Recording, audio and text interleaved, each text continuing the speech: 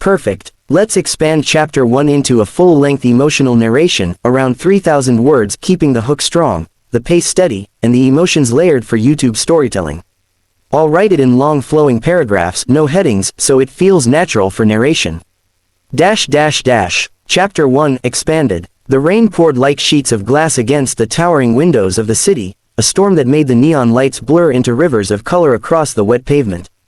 The sidewalks overflowed with people clutching umbrellas, taxis screeching, horns blaring.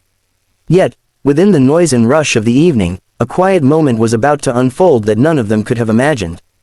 It would begin with just a whisper, so soft it almost drowned beneath the storm, yet powerful enough to alter two lives forever. Inside the most prestigious restaurant in the district, warmth reigned. Chandeliers dripped with crystals, golden light reflecting off polished wine glasses. The air was thick with the fragrance of rosemary lamb, buttered lobster, and freshly baked bread. Men in tailored suits leaned back in velvet chairs, laughing with confidence. Women in silk dresses sipped champagne, their manicured fingers glittering with diamonds. Waiters moved like shadows, graceful and silent, their trays heavy with delicacies most people would never taste in their lives. It was the world of the privileged, untouchable, unreachable. But just beyond the tall glass doors stood a girl, thin as a shadow herself, her hair damp and clinging to her pale cheeks. Her clothes clung to her body from the rain, the fabric so worn that threads dangled loose like memories of better days. She pressed her hands to the glass, not daring to step inside, her eyes scanning the tables as though searching for something, anything, that could quiet the gnawing in her stomach. She was 19, though hunger and hardship had carved years onto her face. Inside, at a table for two though only one sat there, a man named Daniel Hartman was finishing his dinner. He was a figure most recognized in newspapers, magazines, and business forums, a millionaire investor whose sharp mind and colder heart had built an empire from nothing. People admired him, envied him, even feared him, but rarely did anyone truly know him. His eyes, a piercing gray, often seemed as if they were scanning a chessboard that only he could see. To him, life was business. Every person, every opportunity, every decision was weighed for profit or loss. Tonight, though, even he wasn't thinking of the $1 million deal he had closed that afternoon. He sat staring at the half-finished plate before him, his thoughts wandering places money couldn't reach. He had ordered a lavish meal, steak, potatoes glazed in truffle oil, asparagus tossed in butter. But half of it lay untouched, his appetite fading as his loneliness pressed heavier against his chest. For all his wealth, he ate alone more often than not. As the waiter approached to clear the table, Daniel's gaze lifted toward the window. And there, through the sheet of rain and glass, he saw her. A girl, fragile, trembling, her eyes, wide, luminous despite the shadows of hunger, met his for a fraction of a second. It was enough. Something inside him stirred, like an old wound opening where he had long thought the scar was firm. The waiter, embarrassed by the sight of her, rushed to push her away. But then came the moment, the whisper that cut through storm and silence alike. "May I have your leftovers, sir?" Her voice carried into the restaurant, fragile but unwavering, piercing every pair of ears that overheard it. A ripple of discomfort moved through the room. People shifted in their seats, pretending not to notice, their laughter fading into awkward murmurs. Daniel's hand froze, midair, his fork still on the table. For years, he had ignored voices like that, voices begging on the streets, at traffic lights, in alleys. He had always told himself it wasn't his problem, that the world rewarded those who fought for more and punished those who didn't. Yet something about this girl's voice, it wasn't just desperation. It was courage, raw and unfiltered, asking for dignity where the world had left her none. He lifted his hand before the waiter could shoo her away. "Bring her in," he said quietly. The restaurant hushed. Forks paused mid-bite, wine glasses halted mid-air. No one understood what was happening. The girl looked stunned, frozen at the threshold as the waiter hesitated, unsure whether to obey. Daniel's gaze did not falter. "I said, bring her in." His voice carried authority, the kind of command that even the wealthiest patrons couldn't question. The waiter opened the door, and she stepped inside. Rainwater dripped from her sleeves onto the marble floor, her shoes squeaking faintly as she walked.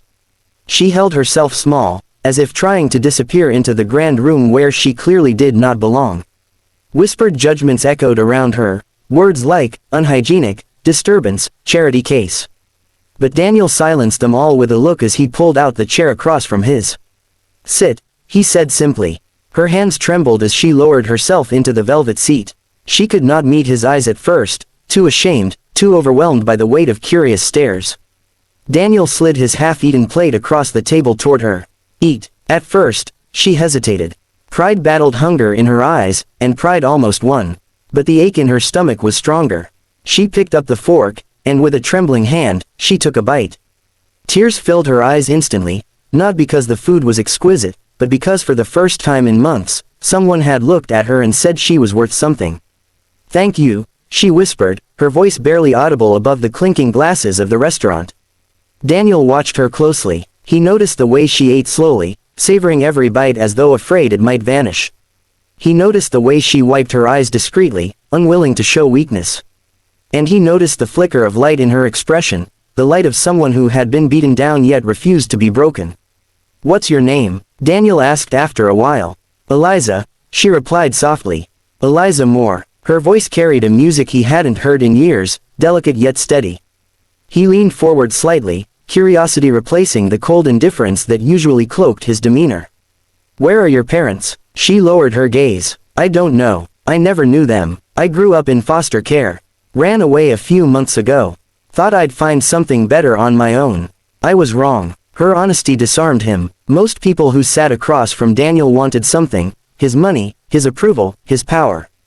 But Eliza, she had nothing to gain, nothing to hide. She wasn't here to manipulate. She was here because hunger had left her no choice. Why not go back? He asked. Her lips tightened. Back means pain. Back means being reminded every day that no one wants you. I'd rather starve in the streets than live unloved in a house that isn't mine. Her words cut through him like glass. He, too, knew what it meant to feel unwanted. His father had left when he was only a boy, disappearing without explanation. His mother had struggled, sacrificing everything for him, but he had never felt truly secure, never felt truly chosen. Perhaps that was why he had buried himself in wealth, because money never abandoned, never rejected. For a long moment, silence stretched between them. Daniel felt something he hadn't felt in years, a crack in his armor. Eliza, he said finally, if you could have anything right now, what would it be? She thought for a long while, her fork pausing midair. Finally, she answered, a chance. Not money, not pity. Just a chance to stand on my own. To prove I'm not invisible. And just as those words hung in the air, the door burst open. A man stormed into the restaurant, his voice booming above the murmurs. Eliza, there you are. His tone was harsh, his eyes filled with anger.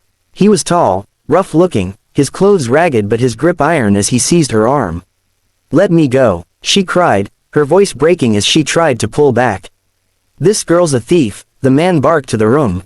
Runs with a gang on the streets. Don't let her fool you with her pretty little lies. Gasps rippled through the restaurant. Judgment returned to the faces around them, sharper now, cutting Eliza with every glance. She shook her head furiously, tears spilling down her cheeks. That's not true. I'm not a thief, I swear. Daniel rose slowly from his chair. His face hardened, his voice low but edged with steel. Let her go. The man sneered. And who are you to say? Daniel's gaze darkened, cold as winter. I said let her go. Or you'll regret it. There was a weight in his tone, the kind of authority only years of command and control could forge. The man faltered, fear flickering briefly in his eyes. After a tense moment, he released Eliza's arm with a shove and stormed out, muttering curses under his breath. The room was silent again, but this time, the silence was different. Every patron stared, unsure of what they had just witnessed. But Daniel didn't care. His eyes were on Eliza, who stood trembling, tears streaking her face. He stepped forward, taking off his coat and wrapping it gently around her shoulders. She clutched it tightly, as though it were a lifeline. For the first time, she allowed herself to look into his eyes fully, and in that gaze, something unspoken passed between them. Recognition, connection, something deeper than chance. Daniel didn't understand it yet, but he knew this was no ordinary encounter. The girl who had asked for leftovers had just given him something he never knew he needed, a reason to feel. And though the storm still raged outside, inside Daniel Hardman's world, a miracle had just begun. 2 weeks after the envelope arrived, the town had begun to feel like a borrowed dream. The cafe, the cliffs, the gulls, each detail was already softening at the edges, like a photograph left in the sun. Every night I walked the same path along the sea, but my footsteps had started to echo with something new, a pull back toward the city, toward the life I had stepped out of but not yet closed. My suitcase stayed half-packed on the chair by the bed, its zipper open like a mouth waiting for a final word.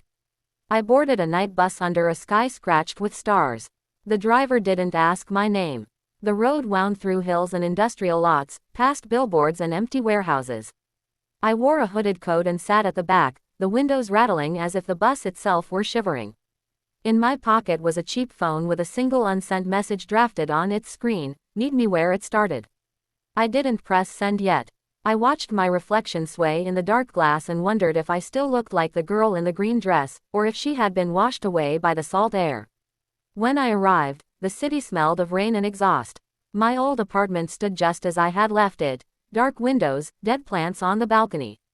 Across the street was a coffee shop that stayed open late. I took a seat at the back, facing the window, and ordered tea. Through the steam rising from the cup I saw him. Liam was pacing the sidewalk in front of my building. His hair was longer now, uncombed. His coat hung from his frame as though it had lost its tailor. He stopped at the door, checked his phone, sat on the steps, stood again. At one point he pressed his hands to his temples as though trying to hold his skull together. He looked nothing like the man who had guided me through the ballroom. In his place was someone hollowed out. I stayed in the coffee shop until closing. He didn't leave. When the barista wiped down the last table and turned off the neon sign, I stepped into the night. I walked past him without a sound, slipping down a side street, my hood low over my eyes. My heart beat steadily. He didn't even notice me. Back in the small room I'd rented under a false name, I opened the draft on my phone. My thumbs hovered over the screen. Then, slowly, I pressed send. Meet me where it started. The reply came almost instantly. When? I typed. Tonight, midnight, no more, no less. I switched the phone off. At 11:50, I walked up the gravel path of the estate where the scholarship dinner had been held.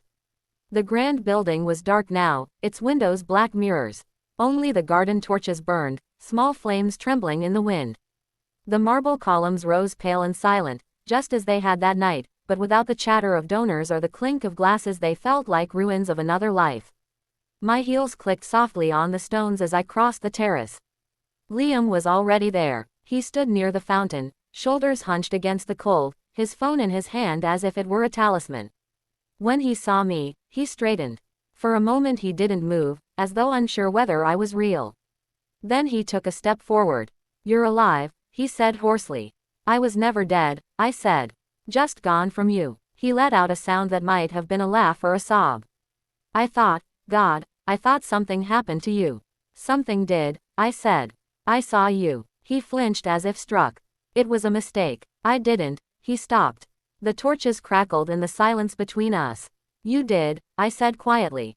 "And so did she." He took another step, hands open, palms up like a supplicant. "I can't sleep. I can't eat. I lost my job. I can't breathe without you. Please, just say something." I looked at him. Under the flickering light, he seemed smaller, as though the weight of his guilt had pressed him down. A month ago I would have rushed to him, demanded explanations, offered forgiveness just to stop the pain. But the sea air had scoured that impulse from me. Standing there now, I felt only clarity. "This isn't revenge," I said. "This is reality. You don't get to betray me and then beg me to heal you." His face crumpled. "I love you," he whispered. "No," I said. "You love the way I make you feel. You love the person you can be when I'm there. But you don't love me. If you did, you wouldn't have done what you did." He dropped to his knees on the cold stone. His hands covered his face. For a moment, the only sounds were the hiss of the fountain and the flicker of the torches. "Please," he said into his palms. "I'm collapsing." I stepped closer, just enough so he could see my face when he looked up. "This isn't about you collapsing," I said softly. "This is about me standing. You taught me something when you kissed her, that I don't need to stay where I'm betrayed." His shoulders shook. "Tell me what to do," he said. "I'll do anything." "Let go," I said. "Let go of me. Let go of the man you think you are. Start over, or don't. But you don't get to pull me back into your wreckage." He reached for my hand. I stepped back. The movement was small but final. In his eyes I saw the moment something inside him broke, not his heart, perhaps, but his certainty. He lowered his arm slowly, as if even gravity had become too heavy. I turned and began to walk away. My coat brushed the marble as I passed between the columns. The night air was cold against my skin, but it smelled of freedom. Behind me, his breathing grew ragged, then a low sound, then silence. I didn't look back. As I crossed the lawn toward the road, the torches flickered out one by one. My footsteps on the gravel were steady, carrying me farther with each step, from the girl in the green dress, from the man on his knees, from the life that had once felt inevitable. I didn't know exactly where I would go next, the inn by the sea, another town, another borrowed name, but I knew this: I was no longer running. I was choosing. At the edge of the estate I paused and looked up at the sky. The clouds had parted, and the moon hung above like a silver coin. I breathed in deeply, the cold filling my lungs. Somewhere behind me Liam was still kneeling, but the sound of him was lost in the night. The silence I had chosen had finished its work. It hadn't destroyed him, his own choices had. All I had done was leave. All I was doing now was live. I walked down the hill toward the station.